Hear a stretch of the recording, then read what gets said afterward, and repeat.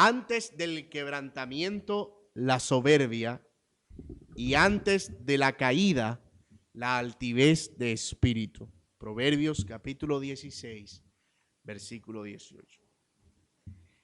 Estas palabras resumen perfectamente la decadencia de quien hemos visto hasta ahora es uno de los jueces más intrépidos de la lista que llevamos de jueces en Israel, Gedeón. Lo que había comenzado como un hombre tomado de la nada y llevado a ser el jefe de un gran ejército que aunque pequeño pudo vencer a un enemigo numeroso y poderoso, ahora parece algo que comienza a caer de manera estrepitosa. Nosotros vimos en los dos sermones anteriores parte de lo que fue el llamado de Gedeón y parte de lo que fue la misión de Gedeón y cómo Dios estuvo con él en todo momento, desde el momento en el que lo llamó, lo capacitó, lo entrenó, hasta el momento en el que el Señor estuvo con él en cada detalle y pormenor de la batalla. Así que hoy nosotros vamos a ver es qué pasó después con este líder y lamentablemente las noticias no son para nada alentadoras. Gedeón había peleado valerosamente contra los madianitas y había visto la mano de Dios con él. Pero, como dije, lo que sucedió después no es menos que decepcionante a la luz de lo que nosotros esperamos que sucediera con un hombre que había sido usado por Dios de semejante manera. Después de la guerra contra el ejército, Gedeón sale en una persecución contra los reyes de Madián, Seba y Salmuna, pero eso no hace más que revelar la decadencia del gran libertador. Así que nosotros vamos a ver todo este capítulo 8, si el Señor lo permite, a la luz de tres encabezados. El primero, el libertador vanaglorioso. El libertador vanaglorioso. El segundo, el libertador vengativo. Y el tercero, el libertador autoexaltado. Todos estos tres atributos de estos encabezados son a Gedeón y ninguno de ellos es un atributo positivo, tristemente, porque eso es lo que nosotros vemos aquí en cuanto a Gedeón. Así que vamos a ver nosotros el primer encabezado de los versículos del 1 al 12, el libertador vanaglorioso. Noten lo que dice el versículo 1 del capítulo 8. Pero los hombres de Efraín le dijeron: ¿qué es esto que has hecho con nosotros, no llamándonos cuando ibas a la guerra contra Madián? Y le reconvinieron fuertemente, a los cuales él respondió: ¿qué he hecho yo ahora comparado con vosotros? ¿No es el rebusco de Efraín mejor que la vendimia de Abiezer?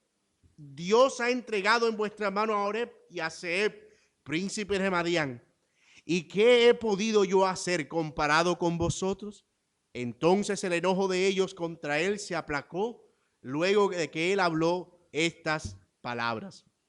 Noten que después de la guerra, cuando ya todo parece estar calmado, parte del ejército sale huyendo con el que él estaba peleando, entre ellos dos reyes. Acuérdense que parte de esa estrategia era que cuando ellos salieran despavoridos, Efraín, que era una tribu amiga, hermana del pueblo de Israel, los esperara en los vados del Jordán, eso es, en los lugares secos del Jordán, y allí los aprendieran, pelearan contra ellos y los derrotaran. Y cuando eso pasó, Efraín salió a hacerle un reclamo a Gedeón. Y ese reclamo era: ¿por qué tú no nos dijiste nada de que estabas en guerra? Es decir, ¿por qué tú peleaste solo? ¿Por qué saliste a la guerra solo? Lo cierto es que Dios llamó a Gedeón y Gedeón convocó a todo Israel. Recuérdense cuando él tocó el cuerno, él convocó a todo Israel a la guerra, así que iba quien quería ir a la guerra. Pero también recuerden que fue Dios precisamente quien escogió al ejército y no Gedeón. Dios fue quien lo redujo a 300 hombres, que era lo que él necesitaba para pelear. No fue Gedeón quien escogió al ejército con el que iba a pelear. Así que Efraín está reclamando casi que sin fundamento. Ellos en realidad no quisieron ir. Ellos podían ir perfectamente, pero decidieron no ir. Sin embargo, ahora que el ejército enemigo está casi derrotado, es que salen a pedir una participación. Y eso definitivamente no tenía lugar alguno. No tenía lugar alguno. Pero Gedeón responde inicialmente de forma pacífica, recordándoles que ellos son una tribu muy grande, productiva y fructífera, y que por otro lado él es insignificante delante de ellos. Mis hermanos, lo que Dios se temía estaba pasando. ¿Ustedes se acuerdan cuál fue la razón por la cual Dios no quiso que el ejército de Gedeón fuera tan grande? Lo vimos en el capítulo 7, porque no quería que Israel se vanagloriara. Pero lo que está haciendo Efraín aquí es decirle a Gedeón, óyeme, ¿por qué no nos llamaste? Ahora toda la gloria te la llevas tú y nosotros no. Ahora todo el mundo está diciendo, Gedeón venció y nosotros que somos una nación grande, que somos una tribu, grande, nosotros nos quedamos sin cero o con cero participación. Hermanos, yo no sé si ustedes pueden percibirlo, pero es un reclamo grosero realmente. Y parece no tener ningún tipo de sentido. Pero imagínate si ese pueblo hubiese participado de esa guerra. Imagínate si Dios le hubiese permitido a ese ejército participar. Si no participando, estaban comportándose como se estaban comportando. Imagínate si Dios le hubiese dado algún tipo de participación. Gracias a Dios que Gedeón no respondió a esa provocación. Porque ellos lo que fueron fue a provocar a Gedeón. Ellos le dicen, o sea, miren, piensen, cuando ustedes rebuscar era, después que se hacía una vendimia, es decir, una cosecha, el rebusco era lo que quedaba en el suelo. Entonces Dios le dice, cuando ustedes salen a buscar el rebusco, lo que recogen es más grande que lo que cosechan otras tribus. Además, ustedes acaban de coger a 2 de los reyes que iban huyendo, a sus príncipes, hijos de esos reyes. O sea, técnicamente ustedes tienen ahora mismo más privilegios que yo. Gracias a Dios en ese momento, la respuesta de Gedeón fue una respuesta blanda que aplacó la ira de los de Efraín. Eso es lo que dice el proverbio, ¿verdad? La respuesta blanda que quita la ira o aplaca la ira. Y eso era lo que estaba pasando aquí en ese momento. Porque lo que querían los de Efraín era acabar con los 300 hombres de Gedeón, que al fin y al cabo eran solo 300. Pero Gedeón no cedió ante esas pretensiones. Mis hermanos, es increíble cómo el éxito de otros puede revelar lo que hay en nuestro propio corazón. Increíble. Cómo el éxito de otros puede revelar lo que hay en nuestro propio corazón. La manera en que otros prosperan o en lo que otros logran ciertos propósitos puede hacernos resbalar, como en el caso de Asaf, que dice en el Salmo 73, yo tuve envidia cuando vi prosperar a los impíos. O también puede hacernos tener profunda envidia, como es el caso de Tobías y Sanbalá, cuando vio que en el libro de Nehemías el pueblo empezó a construir las murallas y empezaba a levantarse de nuevo como un pueblo grande. Debemos gozarnos nosotros con los que se gozan más bien. Llorar con los que lloran. El Evangelio nos lleva a ese grado de comprensión e identificación de que los que son parte de nuestro propio pueblo y nuestra propia familia, en realidad sus éxitos, sus logros son también los nuestros. Lo que ellos alcanzan es nuestro gozo, no nuestro motivo de enojo. Nosotros no somos, y escuche esto bien, hermanos, como iglesia, como familia, como pueblo de Dios, nosotros no somos un grupo de personas compitiendo por quién es mejor o quién llega primero. No, nuestra llegada a la meta ya está asegurada. Todos vamos a llegar a la meta. Algunos un poquito más temprano que otros. Pero aquí no estamos compitiendo realmente acerca de quién llega primero, porque no hay un premio para esos. El premio es para quien llega. Así que cuando uno se desocupa de pensar en cuál es la meta, uno se ocupa más bien de vigilar cómo está corriendo, cómo yo puedo ayudar al que ha caído y cómo también puedo celebrar con el que ha triunfado. Cuando uno ve el evangelio desde esa manera, hermanos, uno deja de ver esos conflictos que a veces surgen internamente dentro de muchas congregaciones y que están basados en la envidia. Ah, pero ¿por qué él cantó y yo no? Ay, pero ¿por qué él predicó y yo no? Ay, pero ¿por qué él ahora hace esto y yo no lo hago? Ese era el problema de algunas iglesias también en el Nuevo Testamento. Y Pablo les escribe especialmente a los Gálatas, dice, habiendo celos entre vosotros, disensiones y contiendas. Eso era lo que estaba teniendo Efraín, celo. Tenía celo porque Gedeón, siendo de una tribu pequeña, había vencido con la mano poderosa de Dios y 300 hombres al ejército que ellos nunca quisieron hacerle frente. Si muchos querían pelear, ¿por qué no fueron ellos? Si muchos querían batallar, ¿por qué no habían salido antes? ¿Por qué tuvieron que esperar a que el ejército estuviera casi derrotado para salir? ¿Dónde están? ¿Dónde están? Que nosotros peleamos también. ¿Por qué no nos invitaste a la guerra? Qué mal, ¿verdad? Que se portó Efraín ahí. Pero aunque la blanda respuesta de Gedeón aplacó la ira de Efraín, los cuales le estaban provocando, más adelante, ahorita lo vamos a ver, vemos que Gedeón no procedió de la misma forma con los de Sucot y Peniel, que fueron otras ciudades con las que él se encontró en la persecución que llevaba hacia los reyes, mostrando vanagloria y alejándose de Dios. Miren lo que dice ahora conmigo, vayan al versículo 4. Y vino Gedeón al Jordán después del episodio con los de Efraín, y pasó, y los 300 hombres que traía consigo, cansados más todavía, ¿Persiguiendo a quién? A aquellos dos reyes que habían salido huyendo. Él quería atraparlos y matarlos, porque era parte precisamente de la victoria que él estaba buscando. Y dice el versículo 5, y dijo a los de Sucot, que eran aparentemente un pueblo pequeño que habitaba en tiendas, dijo a los de Sucot, yo os ruego que deis a la gente que me sigue algunos bocados de pan, porque están cansados y yo persigo a Seba y a Salmuna, reyes de Madián.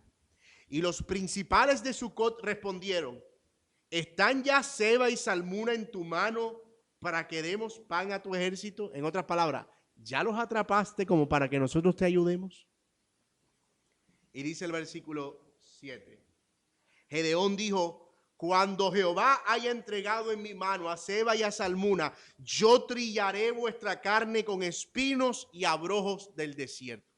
Una sentencia sobre los de Sucot. Ahora, este pasaje no nos deja ver a nosotros si lo que estaba haciendo Gedeón era correcto o incorrecto. Él lo deja a juicio del lector. Y yo espero que nuestro juicio nos lleve a nosotros a entender que en realidad esta respuesta de Gedeón no es para nada piadosa. Porque alguien dirá, oye hermano, pero qué mal con esos de Sucot. ¿Por qué no lo ayudaron si ellos también eran parte del pueblo de Israel? Además, Gedeón estaba peleando por ellos y en favor de ellos. ¿Por qué no le dieron comida? No seamos apresurados en el juicio. Pongámonos del lado de los de Sucot. Yo soy un habitante de Sucot. He estado oprimido durante años por un ejército enemigo y cruel llamado los madianitas. Y de repente yo veo que los madianitas pasan por el frente de mi casa, de mi pueblo, con todo el ejército aparentemente huyendo. Pero detrás viene un hombre con 300. Y el hombre me dice, ayúdenme. Si yo soy de Sucot, yo le digo, ven acá. A mí me daría cierto miedo porque si yo te ayudo y tú no vences, luego ellos vienen por yo haberte ayudado a ti y nos acaban. ¿Por qué no más bien tú los vences y cuando los venzas, pues nosotros vamos a estar bien tranquilos? Es normal que los de Sucot tuvieran dudas, como también las tuvo Gedeón en algún momento. Gedeón también tuvo dudas y hermano, no fueron pocas, fueron muchas las veces que él no creyó y dudó de que realmente Dios estaba con él. Tanto que pedía pruebas y pruebas y pruebas. Pero Dios siempre fue paciente con Gedeón. Y siempre le mostró que realmente Dios estaba con él. Ahora, lo que hicieron los de Sucot no es justificable. Los hombres tenían hambre, venían de la guerra, eran 300. Perfectamente pudieron haberle dado agua y pan, pero no lo hicieron. Entonces yo quiero que tengamos eso en nuestra mente para luego hacer un juicio correcto. Más adelante, mire lo que dice el versículo 8. De allí subió a Peniel y le dijo las mismas palabras. Y los de Peniel le respondieron como habían respondido los de Sucot. Las mismas palabras por exactamente las mismas razones. Y él habló también a los de Peniel. Y aquí quiero que me presten mucha atención. Diciendo, cuando yo vuelva en paz. Nota que ya aquí Dios no se lo va a entregar en su mano. Es él. Cuando yo vuelva en paz, derribaré esta torre. Derribaré esta torre. Yo quiero que ustedes vean conmigo cómo gradualmente Gedeón va perdiendo su dependencia de Dios para tomar decisión. Con Efraín lo vemos respondiendo sabiamente. Con los de Sucot lo vemos respondiendo medianamente sabiamente. Por eso por lo menos vemos que reconoce a Dios y dice, cuando Jehová los entregue en mi mano. Pero cuando llega a Efraín, perdón, a los de Peniel, y se da cuenta que los de Peniel no quieren ayudarle, ya él está molesto. Ya no es Dios y él, ahora es él. Cuando Dios me los entregue en la mano, le dijo a los de Sucot, pero a los de Peniel le dicen, cuando yo vuelva en paz, porque es que los voy a agarrar. Y ustedes se las van a tener que ver conmigo. Les voy a derribar esa torre donde ustedes se esconden. Y quedarán vulnerables y cualquiera podrá venir y acabarlos. Mis amados, Gedeón está sufriendo aquí el ser menospreciado y yo creo que eso era parte del plan de Dios. Es que imagínate, tú acabas de vencer a un ejército tan grande y de repente llegas a un pueblucho y en ese pueblucho te dicen, no, es que tú eres 1 con 300, yo no creo que tú puedas vencerlo. Eso es un golpe al orgullo. Con Efraín, con los de Sucot y con los de Peniel, lo que quiere el Señor es llevar a Gedeón a la humillación. Dios quiere humillar a Gedeón y lo intenta de manera frontal, con menosprecio. Es que yo no creo que tú puedas vencerlos a él. Y lo triste es que Gedeón cede a la provocación. Él dice, no, te voy a demostrar que sí lo voy a hacer. Y en ese momento, cuando Gedeón dice, les voy a demostrar que yo puedo ir y volver en paz con la cabeza de ellos en mis manos, y ustedes se la van a tener que ver conmigo, en ese momento ya Gedeón había cedido. Ya él no estaba promoviendo la gloria de Dios. Ya su causa no era la causa de Dios. Ahora es su propia causa. Ahora es yo te voy a demostrar.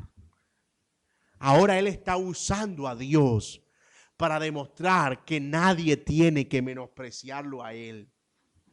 Pero déjeme decirle, hermano, eso no es nada loable. Yo podría hacer un sermón de eso y decir, y tú debes hacer lo mismo. Nadie te menosprecie. Sal y demuestra a la gente lo que tú eres, lo que tú puedes hacer, porque en ti está el poder y nadie, todos los que te menospreciaron, tendrán que...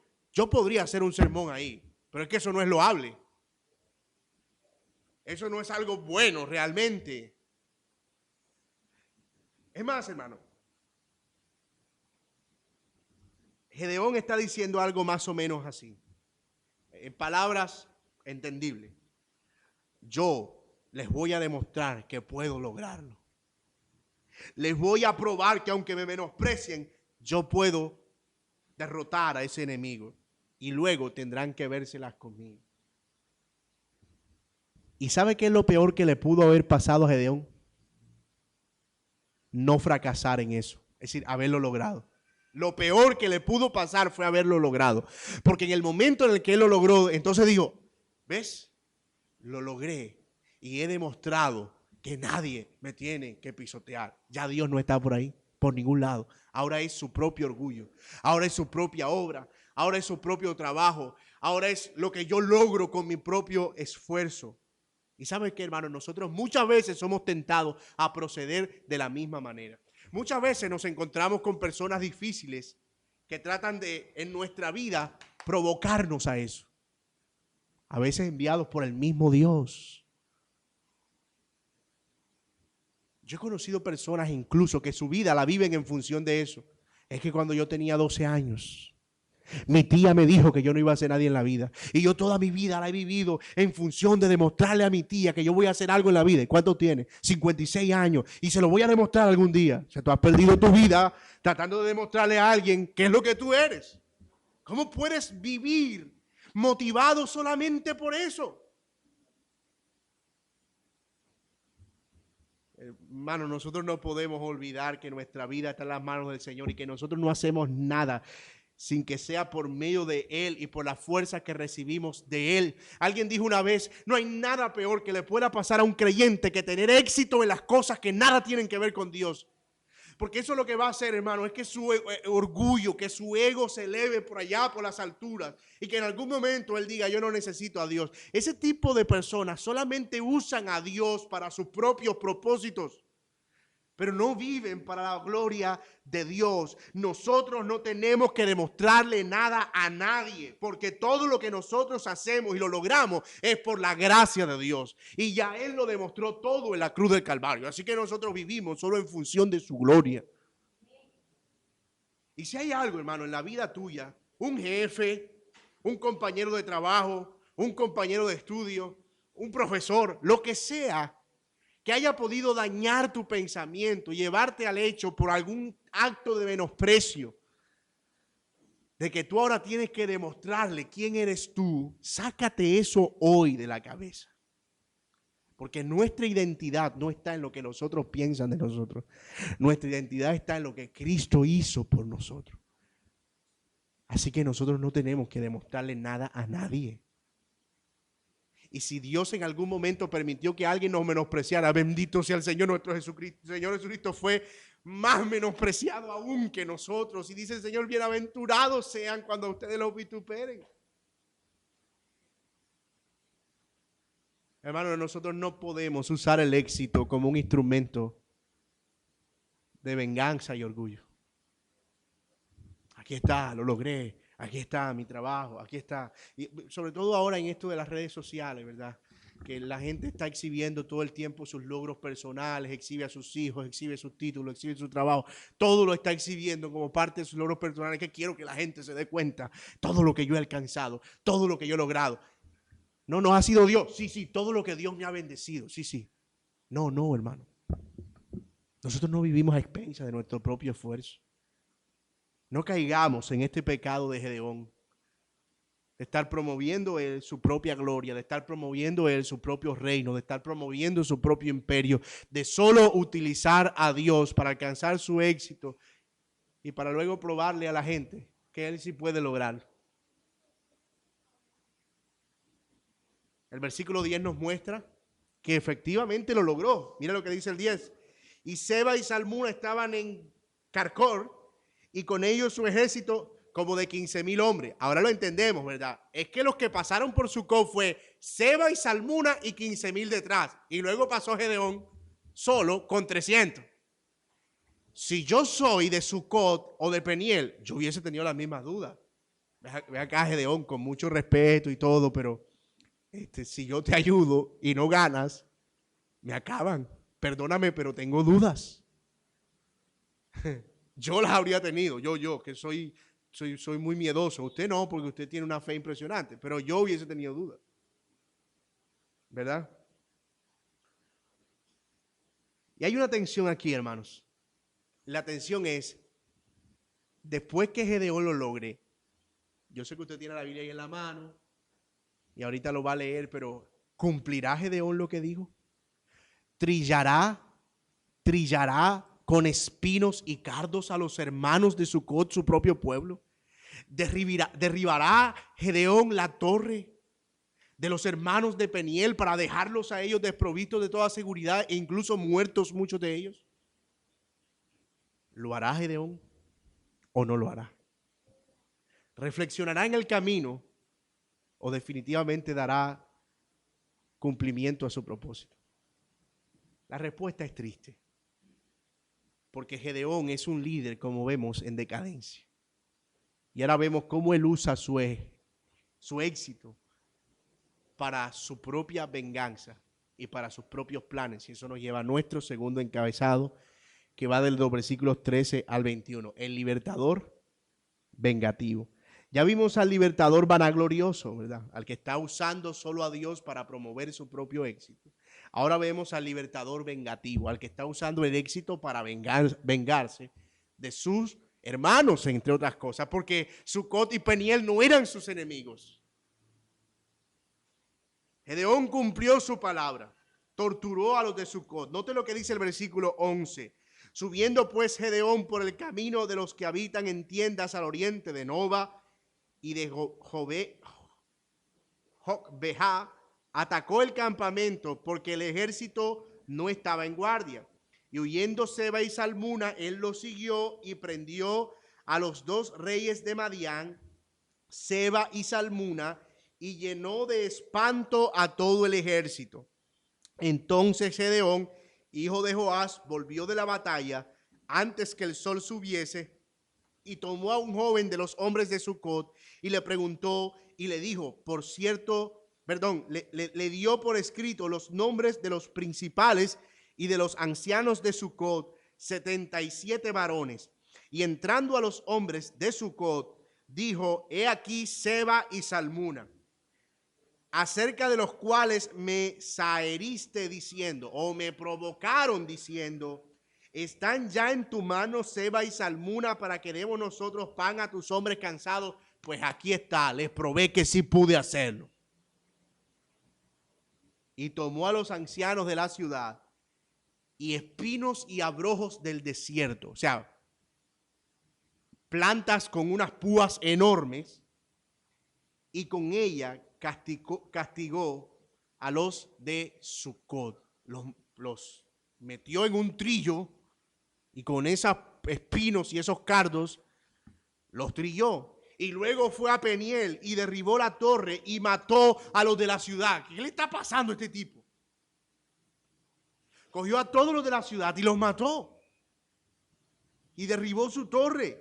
Y luego dijo a Seba y Salmuna, ¿qué aspecto tenían aquellos hombres que matasteis en Tabor? Y ellos respondieron, como tú, así eran ellos. Cada uno parecía hijo del rey. Y él dijo, mis hermanos eran hijos de mi madre. Vive Jehová, que si les hubiera conservado la vida, yo te mataría. Mis hermanos, este pasaje es revelador. ¿Saben por qué? Porque estamos descubriendo por qué era que él estaba persiguiendo a esos dos reyes. No era para dar una victoria definitiva, era para tomar una venganza personal.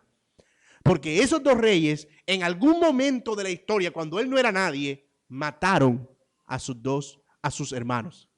Mataron a sus hermanos. Y entonces él aquí está librando más bien una venganza personal. La venganza contra Seba y Salmuna era una venganza que obedecía al rencor mismo del corazón de Gedeón, a su propio rencor. Ahora sabemos que en realidad esa respuesta que él le dio a Efraín no fue amable porque él quiso ser bueno. Simplemente él sabía que no podía en ese momento pelear contra ellos y no quiso problemas. Pero a los otros dos, Sucot y Peniel, con ellos sí se metió porque ellos eran pueblos más pequeños. Es que eso es lo que yo digo. ¿Por qué ahora no va donde Efraín y le busca problemas a Efraín? Sin duda, hermanos, el corazón de Gedeón aquí está cada vez más entregado a su propia desidia, a su propia tragedia. Así como un boxeador que pelea enceguecido, por la ira, muy probablemente perderá la pelea. Así está Gedeón, peleando una guerra enceguecido por un sentimiento de venganza. Enceguecido por un sentimiento de venganza. Miren lo que dice el texto además. Entonces Gedeón, versículo 3. Perdón, ¿dónde estamos? 19. Y él dijo, mis hermanos eran hijos de mi madre. Vive Jehová que si les hubiera conservado la vida, yo no los mataría a ustedes ahora. Y dijo a Jeter, su primogénito, levántate y mátalos. Pero el joven no desenvainó su espada porque tenía temor, porque era un muchacho o un niño. Él quiso humillar a los reyes, poniendo a su hijo pequeñito, siendo un niño, a que los matara. Pero el niño tuvo miedo, tuvo pánico. Mira cómo este deseo de venganza ya estaba contaminando a la familia de Gedeón. Mis hermanos, es que sin duda alguna, como dice Hebreos, El rencor y la amargura contaminan. Dice, no sea que brotando una raíz de amargura, muchos vengan a ser ¿qué? A ser contaminados. Nada es tan contaminante como el rencor y la amargura. Y él quería involucrar a su hijo pequeño, un niño, a que matara a 2 reyes. Y el niño tuvo miedo, obviamente, es un niño. Entonces dijeron Seba y Salmuna, ¿por qué no nos matas tú? Levántate tú y mátanos. Porque como es el varón, tal es su valentía. Es decir, si eres hombre, mátanos tú a nosotros. Y Gedeón se levantó y mató a Seba y a Salmuna y tomó los adornos de las lunetas de sus camellos que traían en el cuello. Todavía Gedeón no para aquí en su descenso como líder. Ahora no solo está cediendo al deseo de venganza, ahora no solo está cediendo al rencor que ha carcomido su corazón.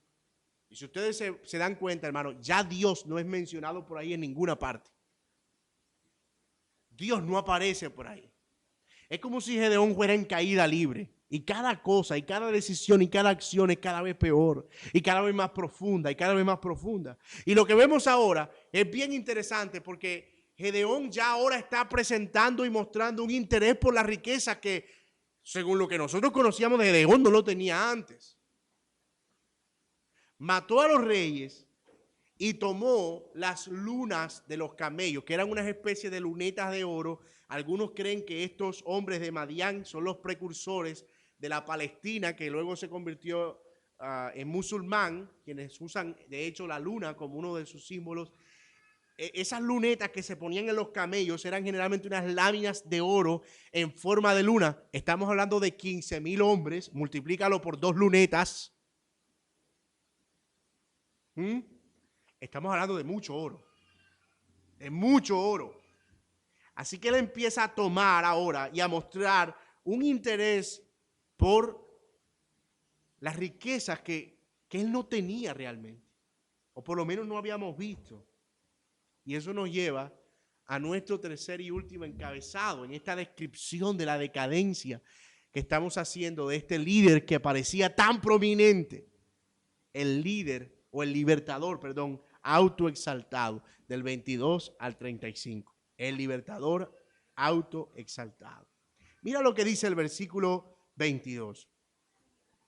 Y los israelitas dijeron a Gedeón: sé nuestro Señor tú y tu hijo y tu nieto, pues que nos has librado de mano de Madián. Mas respondió Gedeón: no seré señor sobre vosotros, ni mi hijo os señorará. Jehová os señorará sobre vosotros. Y usted dirá: hermano, volvió en sí. Volvió en sí, reaccionó. Mira estos israelitas. Yo quiero detenerme aquí, hermano, porque qué gente tan... Yo no encuentro un calificativo, no voy a decir nada para no pecar. Ellos habían visto a Gedeón librarlos por la mano de Jehová. Pero ahora le están diciendo a Gedeón: mira, Gedeón, vamos a hacer algo. Vamos a quitarnos de encima este asunto de tener que clamar a Dios, que nos mande un libertador, que luego nos liberte, el libertador se muera y tengamos que clamar otra vez. Vamos a hacer algo. Quédate tú siendo nuestro rey para que ningún pueblo venga a montárnoslas a nosotros, usando términos muy nuestros, venga a pasar por encima de nosotros. Y cuando tú te mueras, que sea tu hijo, y cuando tú te mueras, tu nieto, y hacemos una dinastía. Sé nuestro rey como las otras naciones tienen otros reyes. ¿Y qué era lo que había en el corazón de Israel? Nosotros no tenemos que clamar más a Dios así. ¿Sabe por qué? Porque la última vez que ellos clamaron, antes de un libertador, Dios le envió un profeta para decirle que se arrepintieran de su pecado. Pero si ahora ellos tenían un rey, ellos no tenían que acudir a Dios, ellos solo tenían que acudir al rey. Así que aparentemente Gedeón obra de manera sensata y dice: ¿saben qué? Yo a eso no le juego, no voy. Con Dios las cosas son serias. Dios es Dios, yo soy yo, de labios para afuera, como veremos en un momento. Aparentemente Gedeón no estaba de acuerdo con la decisión de ser un rey, pero vamos a darnos cuenta que todas sus acciones contradicen todo eso que él está diciendo, como les dije, de su boca para afuera. Mira lo que dice aquí el texto, en el versículo 24. Y les dijo Gedeón, inmediatamente les dijo que no quería ser rey. Mira lo que les dice. Quiero haceros una petición. Es decir, no voy a ser su rey, pero ya que están tan amables conmigo, quiero hacerles una petición. Que cada uno me dé los zarcillos de su botín, pues traían zarcillos de oro porque eran ismaelitas, los de Madián. Y ellos respondieron, de buena gana te los daremos. ¿Cómo no, Gedeón? Claro que sí. Y teniendo un manto, echó allí cada uno de los zarcillos de su botín. Y fue el peso de los zarcillos de oro que él pidió, 1,700 ciclos de oro. Nosotros nunca hemos visto tanto oro en nuestras vidas. 1,700 ciclos de oro. Eso era muchísimo, muchísimo, muchísimo. Tanto que dice, sin las planchas y joyeles y vestidos de púrpura que traían los reyes de Madián y sin los collares que traían sus camellos en el cuello. Gedeón hizo de ellos un vestido de oro, un efod. O sea, el traje que generalmente usaban los sacerdotes para entrar a la presencia de Dios, él se hizo uno, pero de oro, no de tela, de oro. Y se hizo ese efod de oro y además hizo, versículo 27, guardar en su ciudad de Ofra, y todo Israel se prostituyó tras de ese efod en aquel lugar y fue tropezadero a Gedeón y a su casa. Y yo quiero que miremos aquí esto con detalle. El rechazo de Gedeón del reinado fue solo superficial. Muy superficial.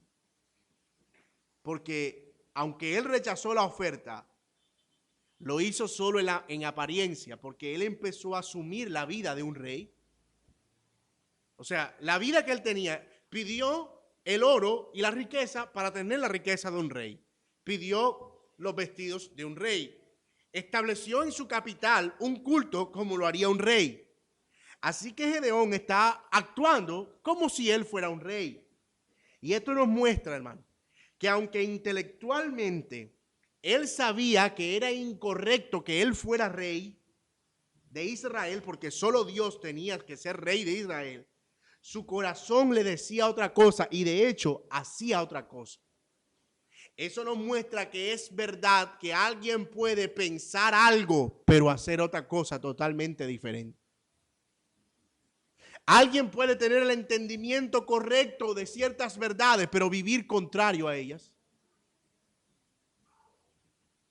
Es como lo que con sus labios honran al Señor, pero con sus hechos lo niegan. La fe en el Señor, hermanos, no es solo lo que nosotros decimos, sino más importante aún lo que nosotros hacemos. No es solo lo que decimos, sino lo que hacemos. El Señor condena enérgicamente todo aquello o aquel que proclama a Cristo como Señor, pero vive en vidas totalmente opuestas a su señorío. Dicen tener a Cristo como Rey, pero ellos mismos son dueños de su propia vida. Dicen tener a Cristo como Señor, pero ellos mismos son señores de su vida. Dicen tener a Cristo como su Salvador, pero ellos mismos buscan la salvación por sus propios medios y esfuerzos. Dicen tener a Cristo como su cabeza, pero no se someten a ningún tipo de autoridad. Dicen tener a Dios como Padre, pero no honran ni a sus propios padres terrenales. Dicen amar a Dios, pero ni siquiera pueden amar a su prójimo. Qué fácil que nosotros podemos caer en la incoherencia, hermanos, de creer lo correcto, pero hacer lo contrario. Oh, no, yo no voy a ser rey, pero tráigame el dinero que debe tener un rey, y las vestiduras que debe tener un rey, y la honra que debe tener un rey.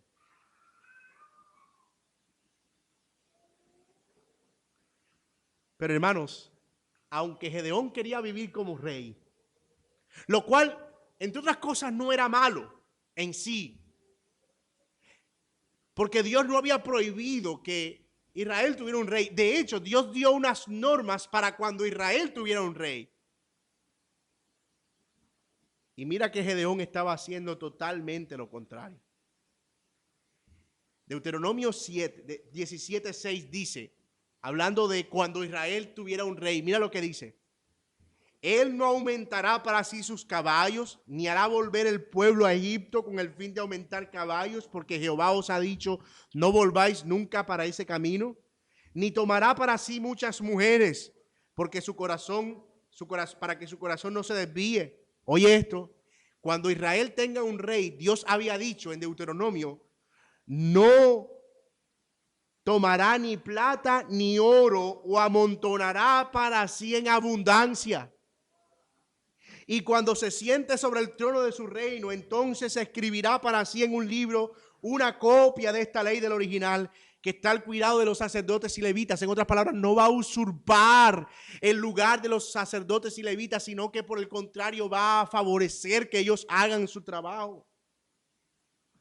Y lo tendrá consigo y lo leerá todos los días de su vida para que aprenda a temer a Jehová su Dios, para guardar todas sus palabras de esta ley y estos estatutos y para ponerlos por obra, para que no se eleve su corazón sobre sus hermanos, ni se aparte del mandamiento a diestra ni a siniestra, a fin de que prolongue los días en su reino, él y sus hijos en medio de Israel. Pero hermano, Gedeón estaba haciendo absolutamente todo lo contrario. Usurpó la adoración, la que debía ser en Silo, porque allí Dios tenía el tabernáculo. Ahora era en su propia casa, en la casa de su padre, donde había habido un altar a Baal. Él construyó su propio reino e imperio. Y como ustedes lo pueden ver, hermanos, el remedio de un juez terminó ser peor que la enfermedad. Porque Israel terminó desviándose de la adoración a Dios. Él terminó blasfemando contra Dios e incluso contra él mismo. El pueblo terminó blasfemando contra Dios e incluso contra Gedeón mismo. Incluso en su final, en su muerte, no pudo estar más solo, no pudo ser más lamentable. Y hermanos, así es todo aquel que se exalta a sí mismo, al final será que humillado, como leímos en el Salmo 138 al empezar. Dios mira de cerca al humilde, pero al altivo ¿qué? Dios lo mira de lejos. Gedeón estaba lejos de ser un rey conforme a la voluntad de Dios. Estaba lejos de ser el libertador de Israel. Y lo que Dios y Israel verdaderamente necesitaban y esperaban. De hecho, hermano, esto solo termina mostrando la necesidad de que Dios levante a un verdadero libertador, a un verdadero sacerdote y a un verdadero rey. Gedeón quiso ser todo eso, pero él fracasó. No pudo. Y esto nos deja a nosotros a la espera de alguien que pueda cumplir eso a cabalidad. Es necesario que alguien cumpla eso a cabalidad. Y mis amados, sin duda alguna, ese es nuestro Señor Jesucristo. La vida de Gedeón es un antiejemplo de la obra de Jesucristo. ¿Cómo fue la venida de nuestro Señor Jesucristo? Él estaba en lo alto, Él se humilla hasta lo sumo y luego ¿qué? Es exaltado en gloria, ¿verdad? Gedeón está en lo bajo, es exaltado hasta ganar una victoria con 300 hombres con el poder de Dios, pero luego ¿qué? Se autoexalta a sí mismo y es humillado hasta lo sumo. Mientras Jesús es una curva de arriba, abajo y luego arriba, Gedeón es una curva de abajo, arriba y cuando llega a su punto vértice, luego otra vez hacia abajo. Gedeón es el anti Jesús en este texto. Es más, quiero precisar un poco más todavía. Gedeón buscó su propia gloria, mientras nuestro libertador verdadero buscó la gloria de su Padre, aún expensas de su propia humillación y degradación. Luego de la victoria sobre sus enemigos, Gedeón se vengó de sus hermanos por la ignorancia y el miedo que en ellos había. Pero nuestro verdadero libertador, luego de la victoria que él conquista contra sus enemigos, él viene y sirve a sus débiles hermanos y les perdona su ignorancia. Mientras Gedeón, aunque aparentemente rechazó la propuesta de ser rey, vivió como uno y tuvo las riquezas y la vida de uno de la época. Pero nuestro verdadero libertador fue humillado hasta los sumos para luego ser exaltado por el Padre. No él mismo, sino el Padre, como dice Filipenses 2, para que ahora que tiene un nombre que es sobre todo nombre, delante de él se doble toda rodilla de lo que hay en los cielos y en la tierra. Hermanos, él es el verdadero rey, Jesús. Él es el verdadero libertador, Jesús. Y Gedeón solo nos apunta como una sombra negativa hacia la necesidad de que venga alguien que pueda ser competente en todo lo que Gedeón fracasó. Y esa es una manera preciosa en la que Jueces nos apunta de nuevo ¿a dónde? Al Evangelio de Jesucristo, a la gracia de nuestro Señor Jesucristo, a la vida de nuestro Señor Jesucristo. Mis amados, bendito sea Dios por darnos en Cristo Jesús a un verdadero rey, a un verdadero libertador, a un verdadero sacerdote, a un verdadero juez. Bendito sea Dios por Jesucristo. Oremos, hermano.